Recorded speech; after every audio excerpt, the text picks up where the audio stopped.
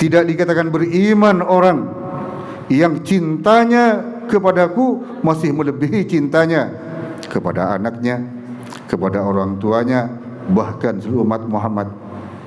Ini dikatakan sempurna imannya kalau masih cintanya melebihi kepada cinta selain kepada baginda Rasulullah.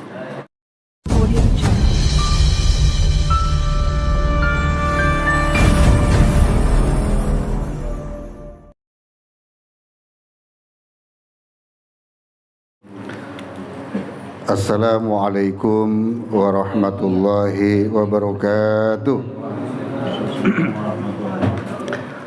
Bismillahirrahmanirrahim. Alhamdulillahirabbil alamin. Assalatu wassalamu ala asrafil anbiya wal mursalin sayyidina Muhammad wa ala alihi wa sahbihi ajmain. Bismillah ma syaallah la yasuqul khaira illallah. Bismillah ma syaallah la yasribus su'a illallah. Bismillah ma syaallah ma kana min ni'matin famin Allah. Bismillah ma syaallah la haula wa la quwata illa billahil aliyil azim. Al-mukarramun, para alim ulama, para kiai, para ustadz, para sepuh-sepuh yang ditaati, khususnya Abah Toha, Ketua Jam'iyah Al-Muhsinin, juga Saibul Hajah yang kami hormati. Di malam yang penuh berkah ini, mari kita bersama memanjatkan rasa puji syukur kepada Allah Subhanahu wa taala atas limpahan rahmat karunia yang telah diberikan pada kita semua, sehingga alhamdulillah di malam hari ini kita bisa hadir ke tempat ini dalam rangka silaturahim dan pembacaan selawat Nabi, Yasin dan tahlil. Mudah-mudahan atas kehadirannya Allah senantiasa memberikan pahala yang berlipat ganda. Salawat dan salam semoga senantiasa tercurahkan ke junjungan Nabi besar Muhammad sallallahu alaihi wasallam, kepada para sahabatnya, kepada para pengikutnya, yakni kita semua. Amin ya rabbal alamin.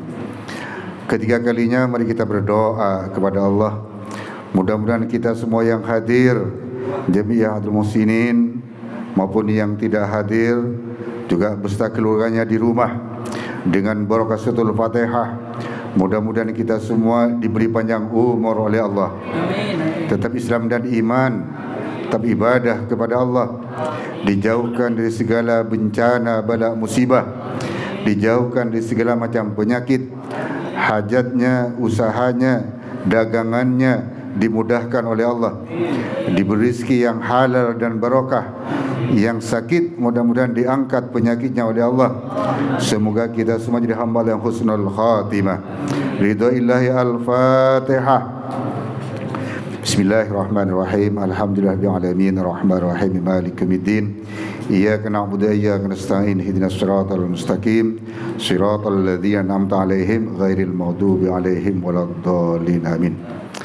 Hadirin yang kuhormati, seperti biasanya saya kultum kuliah 7 menit. Mudah-mudahan apa yang disampaikan ini ada manfaatnya bagi kita semua.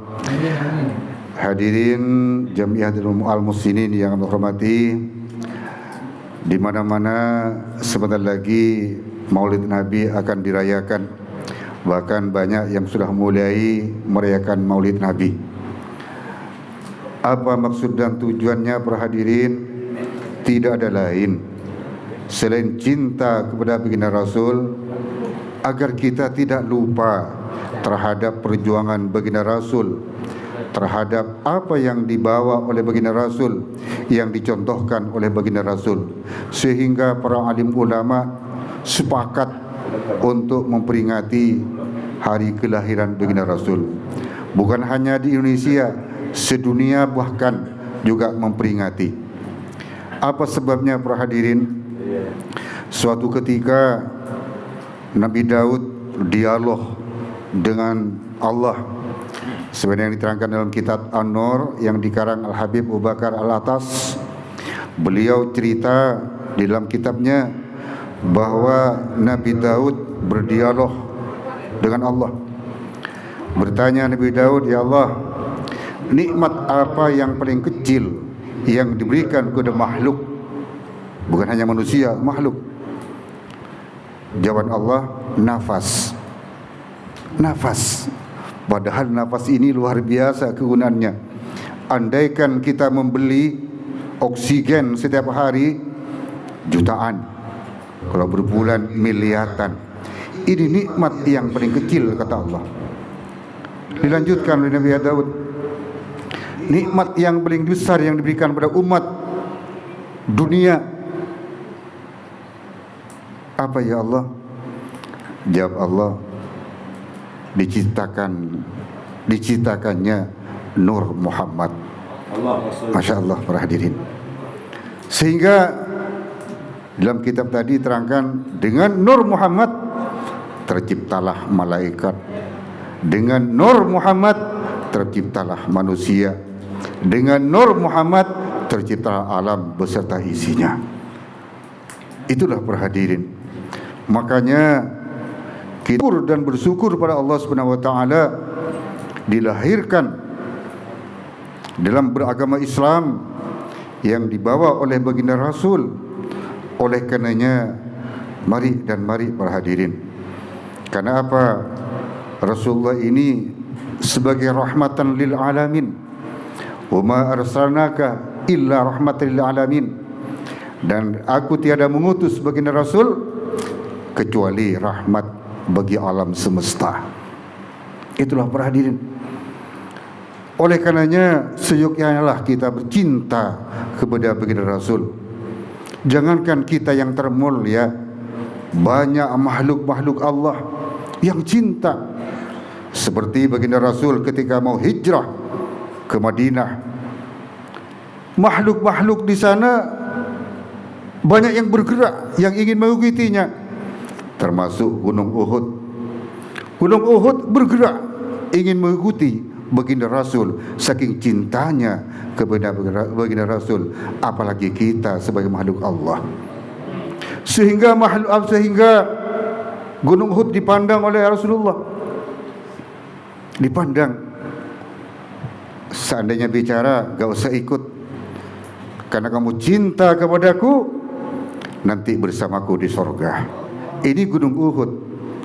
Uhudun uhibbu ahab, uhibbuni ahabbu, kata baginda Rasul.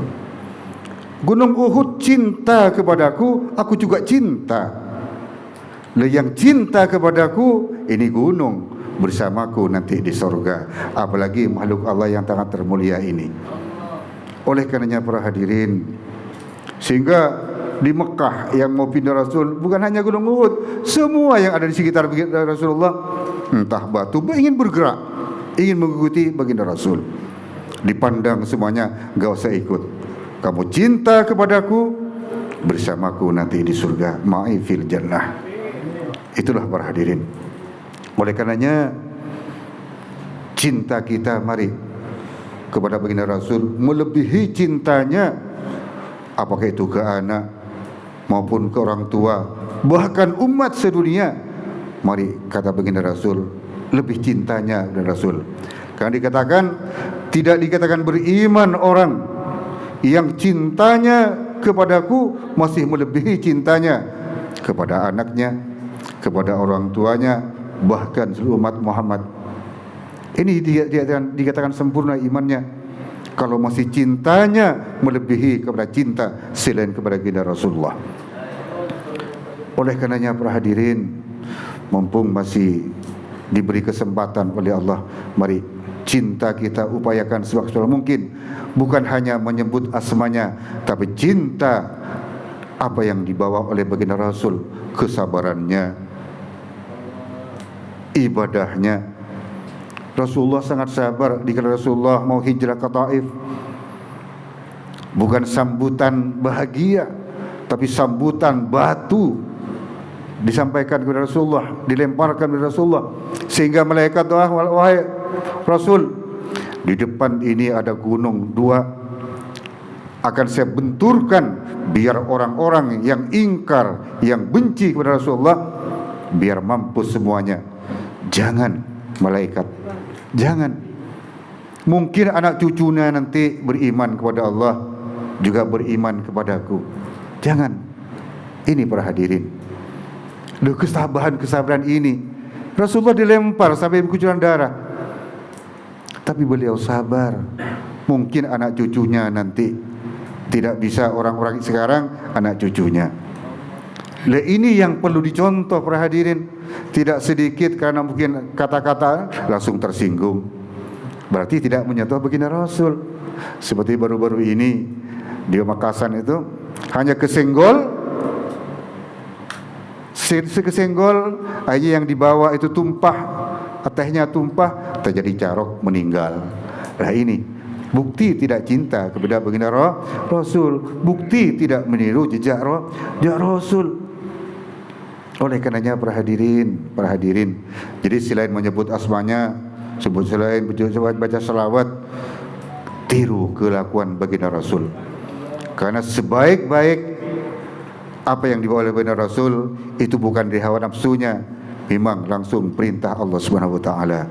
Makanya kita yakin dan meyakini mengikuti baginda Rasul, perbanyak baca selawat, yakin hakul yakin nanti bersama baginda Rasul. Amin. Di surganya Allah, ma'i fil jannah, kata Rasul. Jangankan makhluk manusia yang sangat dimuliakan oleh Allah, makhluk-makhluk yang lainnya yang cinta kepada baginda Rasul bersama di sorga. Sehingga Allah berfirman, barang siapa yang taat kepada Allah, taat kepada Rasul, akan dikumpulkan nanti oleh Allah dengan para nabi, siddiqin, syuhada dan solehin. Wa hasuna ulaika rafiqa. Mereka itulah teman sebaik-baiknya. Mudah-mudahan kita semua, sekelumit apa yang saya sampaikan ada manfaatnya bagi kita semua. Cinta bukan hanya menyebut saja baik, tapi mari kita ikuti jejak bin Rasul, ketabahan, kesabarannya, dan juga amal ibadahnya, baik solat, zikir, puasa, dan lain-lainnya. Amin ya rabbal alamin. Al-Fatihah.